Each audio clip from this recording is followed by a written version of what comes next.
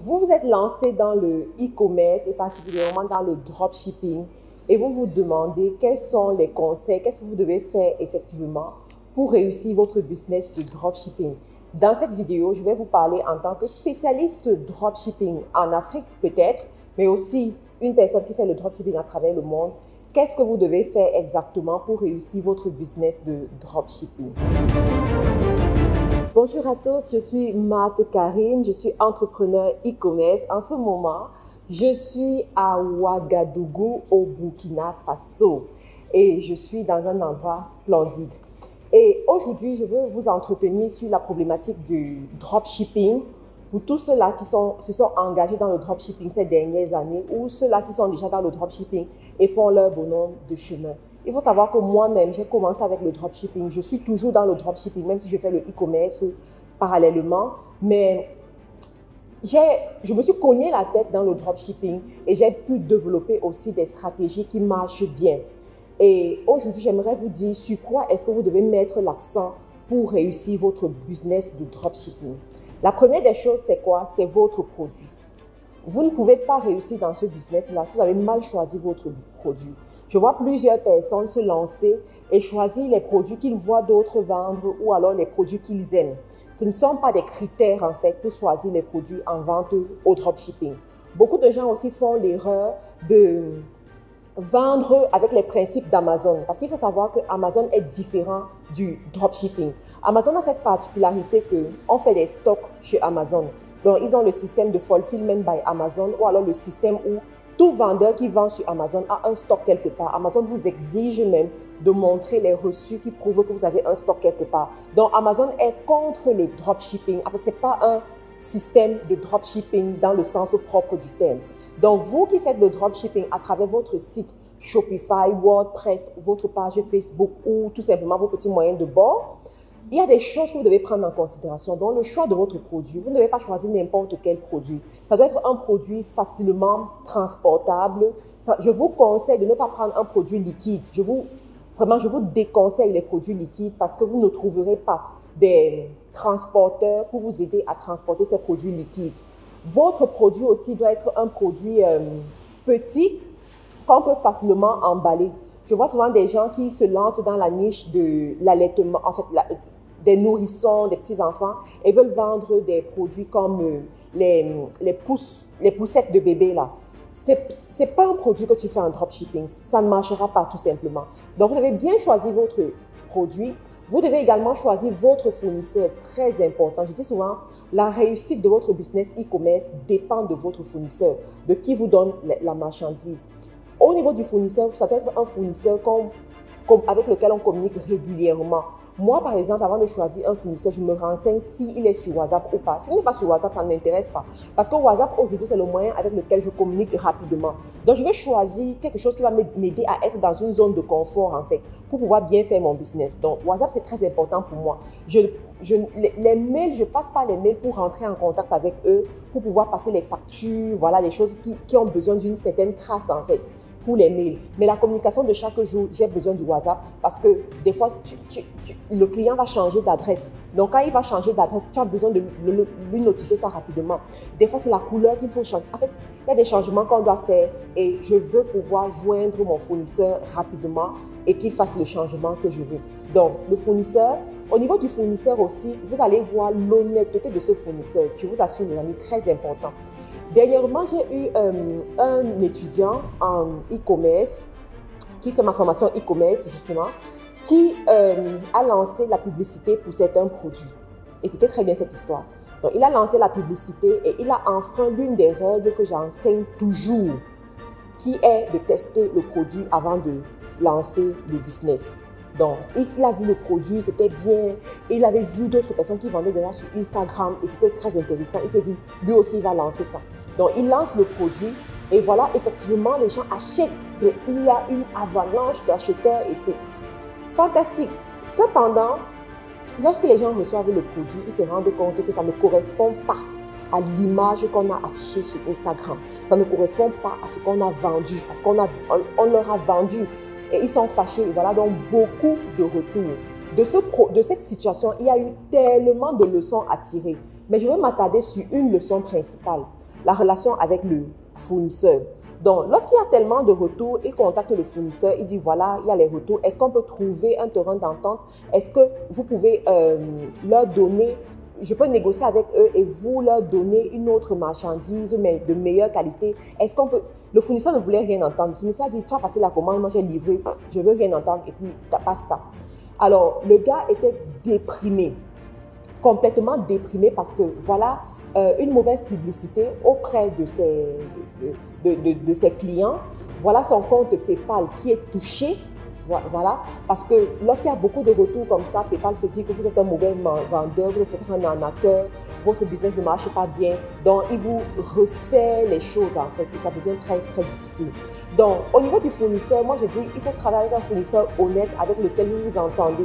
Si jamais il y a un problème, comment est-ce que vous allez gérer ce problème-là? Si jamais il y a des retours à faire, comment vous allez gérer ces retours? Moi, c'est une des choses qui me sauve énormément parce que mes fournisseurs, je les ai depuis près de 4 ans aujourd'hui, quoi.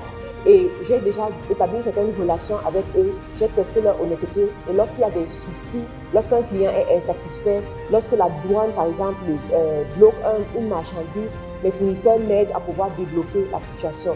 Donc je vous conseille de savoir choisir votre fournisseur. Et pour toutes ces personnes-là qui ne savent pas comment choisir le fournisseur, comment faire pour trouver les bons fournisseurs, rapprochez-vous de moi et de mon équipe. Vous allez voir dans la description de la vidéo tous nos contacts pour entrer en contact avec nous. Vous pouvez également prendre notre formation e-commerce aux 3 sources de revenus ou tout simplement prendre un rendez-vous d'affaires avec moi pour discuter de cela. Donc, là, je vous parlais des fournisseurs en Chine, mais il y a d'autres pays dans lesquels vous pouvez trouver les fournisseurs. En Turquie, en Italie et même en Afrique aujourd'hui. La tournée africaine que j'ai pu réaliser, je me suis rendu compte à quel point les gens se font du beurre, les gens se font beaucoup d'argent à travers les fournisseurs qui sont en Afrique et qui font de la bonne qualité. Donc c'est à vous de faire la recherche. Il y a une vidéo que j'ai faite où je vous parle de comment trouver les fournisseurs et dans quel pays vous trouverez des bons fournisseurs. Donc il y a tout cela que vous devez prendre en considération. L'autre point aussi, l'autre point qui est très important, qui va vous aider à bien faire votre business dropshipping, c'est la logistique. La logistique. Au niveau de la logistique, vous devez savoir avec qui est-ce que vous travaillez, qui est votre partenaire logistique. La logistique consiste à expédier votre marchandise. Une fois que vous avez le bon produit, le bon fournisseur, mais il faut que la marchandise arrive chez votre client. Comment est-ce que vous allez faire? Il faut un bon système de logistique pour le faire. Alors, pour les pays comme les pays de l'Amérique du Nord, à savoir les États-Unis et le Canada, je conseille par expérience DHL. Parce que ce sont des pays où il y a beaucoup de flux et le réseau DHL est très bien développé à ce niveau-là. Donc, pour vous allez faire les expéditions en Europe, en Amérique du Nord et en Amérique du Nord, à savoir Canada, États-Unis, les pays les plus représentés où on fait beaucoup le marketing digital à ce niveau-là, c'est DHL. Les prix sont compétitifs, vraiment. Vous allez voir des prix presque ridicules, quoi. Et le temps de livraison est réduit en 3 jours avec la livraison faite venant de la Chine, c'est juste extraordinaire. Dans les autres pays comme la France, l'Angleterre, la Belgique, la Suisse, tout ça, c'est très souvent UPS, FedEx, TNT, même comme avec FedEx, j'ai souvent eu des expériences désagréables avec lesquelles je veux pas revenir dans cette vidéo dessus, mais j'ai souvent eu des expériences désagréables avec eux. Toujours est-il qu'ils font quand même du bon travail, leurs prix sont relativement bons aussi. Donc voilà des partenaires que vous pouvez avoir. De l'autre côté aussi, de plus en plus, on a ce qu'on appelle le système de groupage qui est aussi intéressant. Vous pouvez vous rapprocher de ces systèmes-là pour expédier votre marchandise, surtout la marchandise qui vient de la Chine, de la Turquie et qui vient en Afrique. Parce que vous savez très bien que si vous devez utiliser DHL, UPS, TNT, FedEx pour expédier la marchandise d'un continent pour l'Afrique, ça va coûter cher. Vous allez sentir la douleur passer. Cependant, il y a le système de groupage qui est aussi intéressant. Alors, pour ceux-là qui aimeraient avoir plus d'informations par rapport au système de groupage, vous pouvez vous rapprocher de moi et de mon équipe pour qu'on puisse vous donner la liste de notre système que nous avons testé, voilà, au fil des années, travailler avec eux, amener aussi nos partenaires à travailler avec eux et on a plutôt de bons retours à ce niveau. Donc, dans la description de la vidéo, vous aurez toutes les informations par rapport à ça. Le dernier point que vous allez prendre en considération pour réussir votre business dropshipping, c'est le marketing. Je veux rappeler ici que le dropshipping, il y a une polémique autour du dropshipping.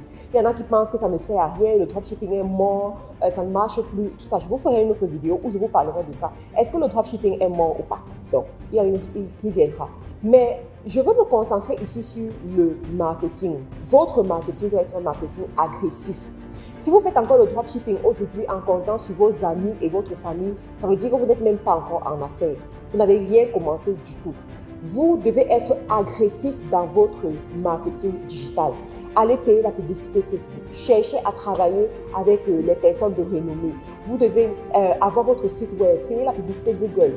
Amener les gens à vous connaître. Vous devez saturer l'espace pour avoir les chiffres qui rentrent après.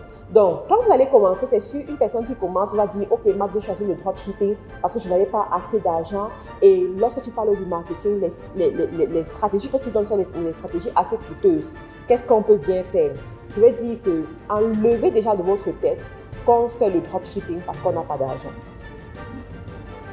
Je répète, enlevez de votre tête qu'on fait le dropshipping parce qu'on n'a pas d'argent.